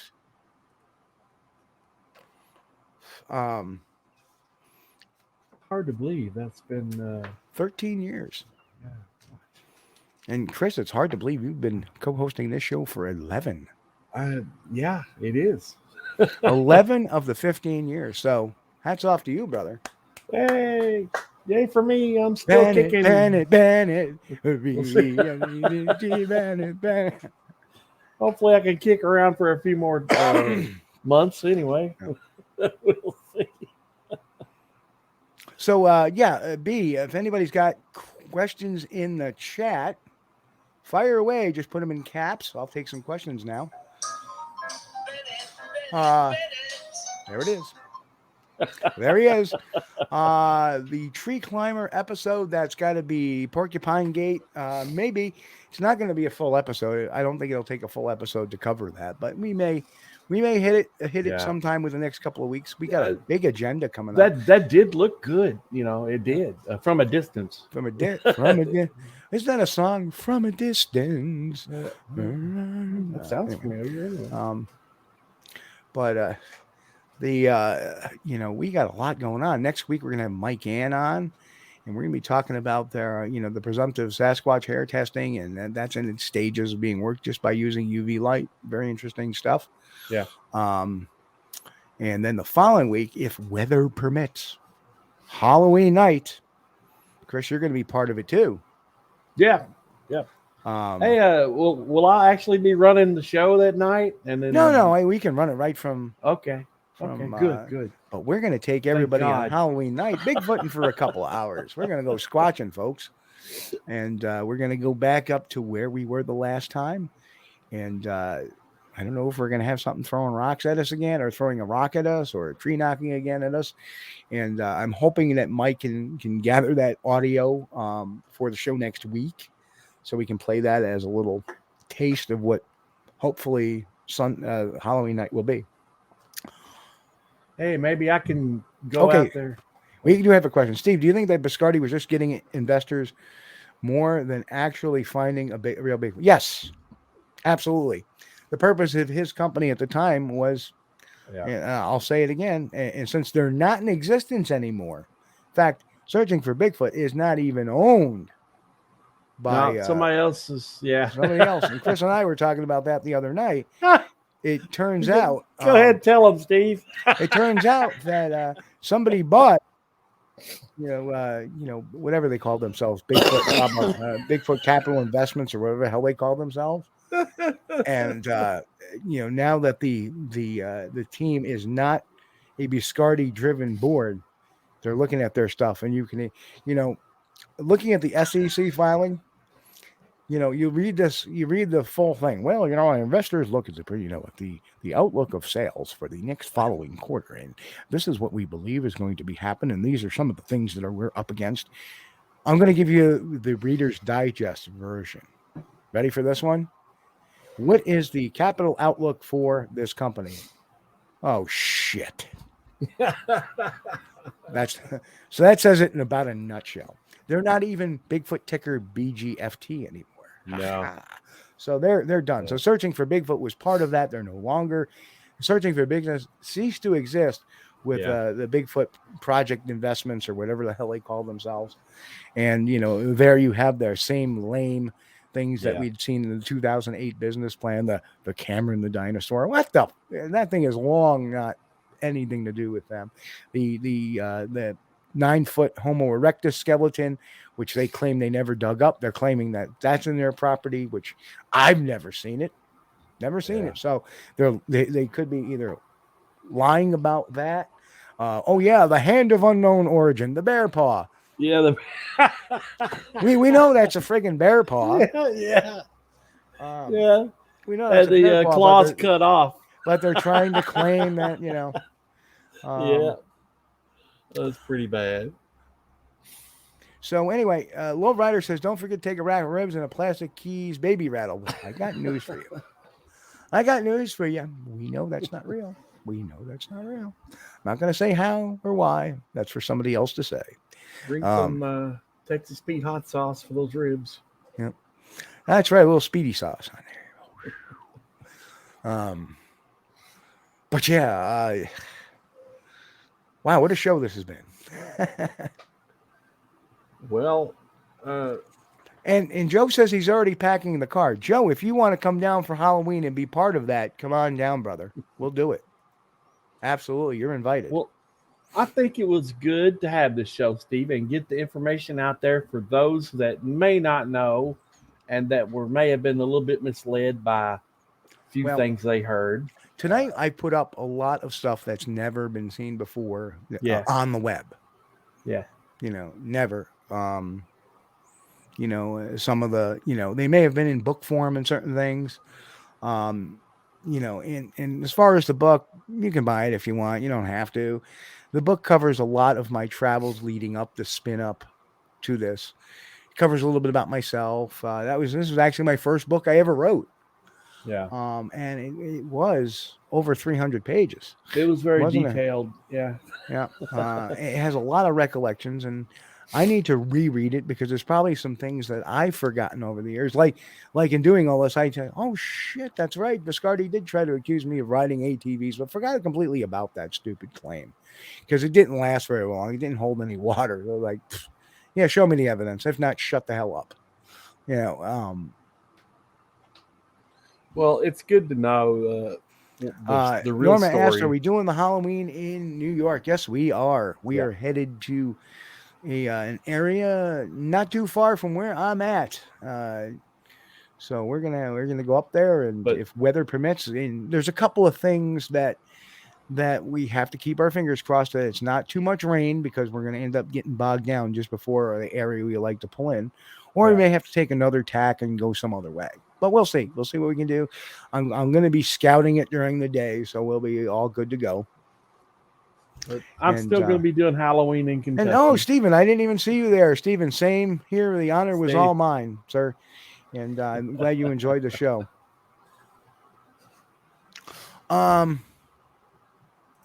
Yes, Keith, I did. I will reread it, because literally I get God knows how many Facebook messages a day. So, and if I'm at work, they stack up. So I'm like, real quick. So anyway, any oh, excellent. It looks like Joe may be coming and join us. Yeah, absolutely. Join us for the show live. Yeah. We're going to have some fun. And Joe, maybe this time you'll actually get a barbecue. Yeah, if I could find me a place that would have a decent cell signal, I'd go set up in the woods on Halloween just for the heck of it. I've got that thing. Finally, I just recently got the hotspot on my phone, so I could use that for a Wi-Fi connection and use my computer in the field. So OTS, Steve, we're planning on doing a show where you can look at footprints which may have taken in 29. I gotta Looks like a bear, but four. planning on doing a show. Got a picture. You know, okay. I know. OT, I saw Awesome. some four-toed tracks before, but Well, they that's turned because- out to be bears. They can turn out to be bear. They can also be a foot. There's just for whatever reason the toe doesn't register. Yeah, if it doesn't have any claw marks in the ground in front of the toes, Oh, hey. Joe, let me. I don't want to mislead you, Joe, because my newfound Texas friends will yell at me if I call it a barbecue. Technically, it's a cookout. Okay? Unless I plan on having, like ribs, or we should have ribs just in honor of things. oh man. Unless I make like barbecue ribs or chicken, if I just put a steak on the grill or burgers on the grill and hot dogs, that's not really a barbecue. That's a cookout. Boy, that sounds so good, because I've been eating stupid chicken and turkey for about a year and a half now. Other than when you drop by, then I was able to splurge and that's right. down. I do want folks pop on over to Harry Man Hoaxes and Hoodwinks. Go watch the fight. Dyer took round 1 and Steve took round 2. Then I stopped counting. I think at the end of the night, though, it was pretty much I can say. Yep, and Nikki kept it cool, and I had talked to Nikki afterwards about why I said what I said, and she understood. So, right. Because it's just being an investigator when you're coming into a hostile witness situation like that. There's certain things you have to pull out of your pocket just to make everything kind of reset. Because I think after I said that, I get very angry, and then he reset. And that's why I do those things. So, that's right, Aaron. Grilling and barbecue are not the same thing. So let me, I'm a typical Northern New Yorker who says, "Oh, come on over here for a barbecue," and you get a hamburger. That's not barbecue. That's a grill. Yeah. It's grilling. Well, in my experience, anytime there's flames and meat involved, it's pretty good experience. Yeah. Grilling and barbecuing is all great. Like, I shouldn't promise somebody a barbecue when I might be just doing a grilling. Speaking of which, anybody want to see a grilling, head over to Harry Man Hoaxes and Hoodwinks. That is such a good name. Nikki Harry Man Hoaxes and Hoodwinks. We got to get Nikki on the show at some point in time. Yes. Nikki, please, come on. We'll cross promote. But I know she runs her show sometimes on Saturday, and we may overlap by about a half hour. Yeah. Or on Sunday. Nikki said, "No way, I was muting the best show." Hey, speaking of which, Texas Bigfoot Rangers is in the town. Hey, y'all. And hello, Mike. Mike, I got to show that video at some point. I like that, Weird. y'all. Or would you say awkward? That was great. But yeah, what a journey it's been the last couple of days. I'm so glad we did this, and it's so good to see Mike out there from Texas Bigfoot Rangers. I can't speak tonight. All of a sudden, Well, I'd say your throat's probably getting sore because No, you've done a it's- lot of talking tonight.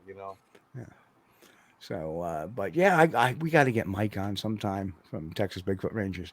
His equipment and Shelley Covington, Montana's equipment is off the wall. Yeah, Mike don't play. Incredible. Mike does not play. Although he does play. Mike showed that video too of his call blaster, propped very so nicely on top of I his heard truck. about this. Watching people walk by and going, and watching people jump out of their shorts. Mike, you're a bad boy. I already heard about you. Hold on. Mike does have a video on Instagram of me walking around with my my flatulence generator on my phone and acting like I'm walking by somebody and tooting. And the looks. Oh, you guys.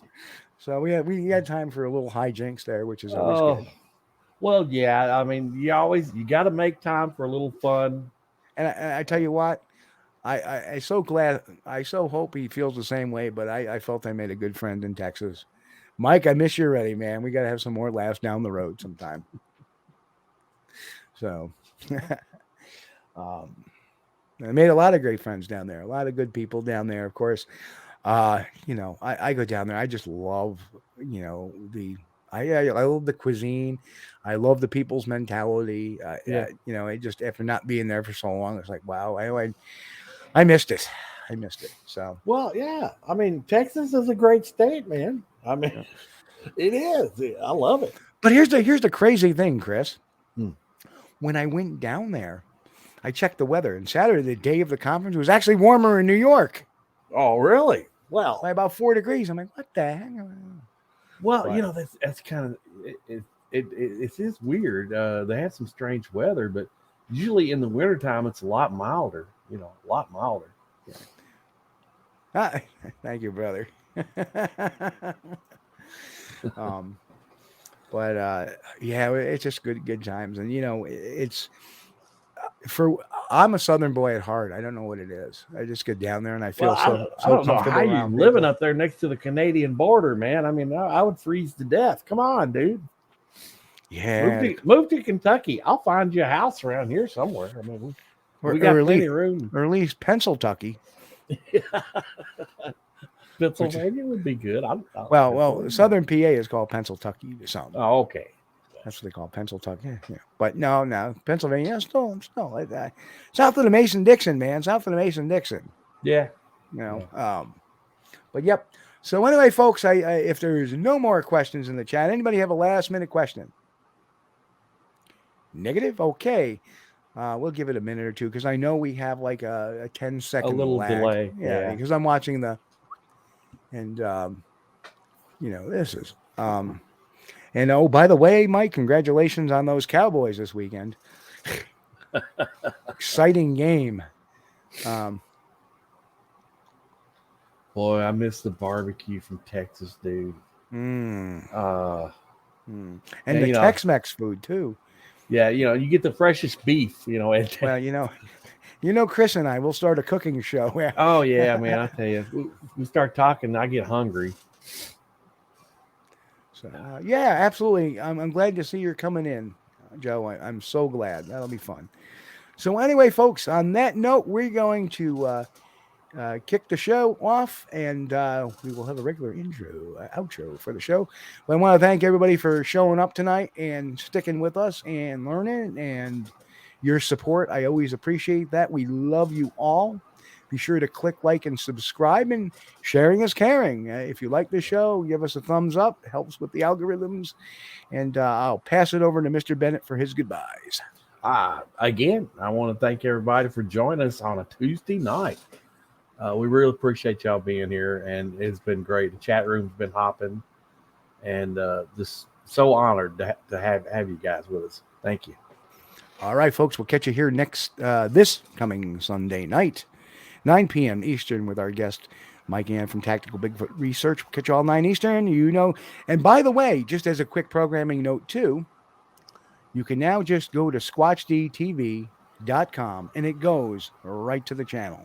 All one word, squatchdtv.com goes right to the YouTube channel now. Yay! So we'll all see you not next week. We'll all see you later this week, folks.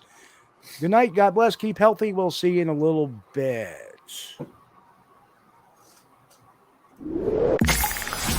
Hey folks, you've been watching Squatch-D TV. Join us each week, Sunday night at 9 p.m. Eastern, for the latest on the Bigfoot mystery. As always, we thank you for being our loyal viewers and encourage all to subscribe to our YouTube page at youtube.com/Steve Kulls. As always, have a great week. Stay safe. God bless. And keep on squatching.